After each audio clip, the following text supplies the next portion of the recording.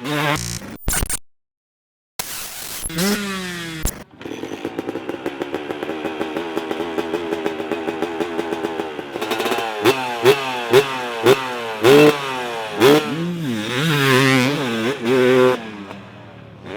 everybody, it's Ping, and we're out here at State Fair today doing another race shop project, and this one's a cool one. If you like two strokes and old school stuff, you're going to dig it.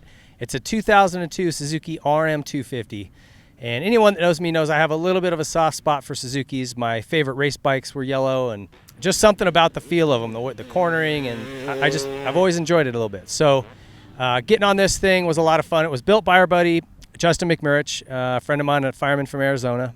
They used a lot of parts to get this thing dialed in. We'll kind of run through that real quick. And not everything was donated. There was a lot of stuff that was purchased, but kind of starting from the bottom up. Dunlop tires, started there. UFO plastic, Decal Works graphics, Works Connection contributed a bunch of parts. It's got a V-Force reed block, and they rebuilt this thing to stock standards other than a Vertex piston and an FMF pipe and silencer. Everything else was stock. It's got a complete bearing and gasket kit from All Balls. A lot of that stuff was replaced. Galfer rotors, Galfer brake lines. We got ODI bars and grips, a Moto seat cover, Super Sprox chain and sprocket, some Lightspeed carbon fiber pieces on there. Enzo did the suspension to get it set up for him, and it's got a Hinson clutch, IMS pegs, Clark fuel tank. If you're looking, a lot of guys looking for older builds, especially if you want to take like a blue Yamaha to white or yellow. Clark Manufacturing makes these tanks in different colors, so it's a great resource if you're looking to find a different colored tank. So that's most of the parts on here, and the vibe was to just try to get a good running, reliable bike to kind of relive the two-stroke days here. And it was interesting getting on it right away. Like, it's super comfortable to me. These bikes are feel a little shorter in wheelbase, feel like they got a little bit more of a pocket in the seat. So for a shorter guy, I kind of feel like I'm into the bike and I can really get the thing to turn easily. And it's a Suzuki, so it's turning great anyway. And I felt that instantly. The thing just wants to turn. I also noticed with this bike, and we also did a Honda 250, which you'll see that video if you haven't already. We'll put a link up to it, or you'll be able to watch it. Because both bikes were built identically in terms of parts, just Vertex piston, FMF exhaust system, everything else stock. And so we wanted to kind of compare the two. They're similar years, and the Suzuki, you can roll the throttle on. The thing actually has good roll on. So like here at State Fair today, there's a lot of kind of long ruts, and you want to just feed the throttle as you need it. And the Honda wouldn't do that. There's no roll on whatsoever. You go to roll it on, it just dies and you fall over. You have to wind it up and use the clutch, which makes it so much harder to ride, but it makes more power. So it was interesting to compare the two. This one rolls on super nice.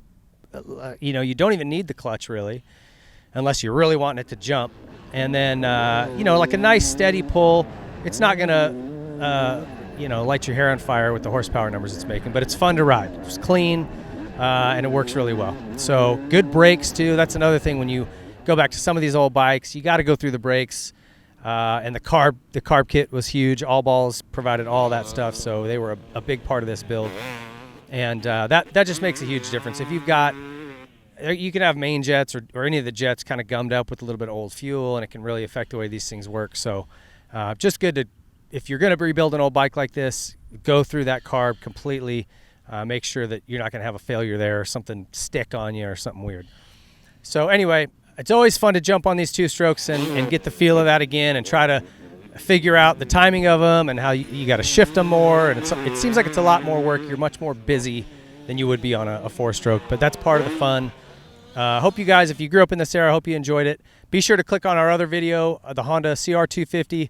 You'll hear us compare the two of those, and it's pretty neat to kind of feel the differences between those two bikes, which are same era and definitely have different feels. And as I mentioned, my favorite bikes were 99 and 2000 Suzuki, and it's interesting to get onto this version because from 01 on, they went to a new body shape and design. It was a new chassis, and it was built around Pastrana. He was their golden boy at the time, and him being so tall, the bikes definitely grew. They got like a flatter seat, taller, a little bit longer feeling, and I never could get back the magic that I felt on those 99 2000 models, but still a lot of fun to ride. appreciate Justin and his friends bringing this out for us and giving us a chance. Thanks to Dirt Bike TV for some of the help on this bike as well. Appreciate you guys watching. See you next time.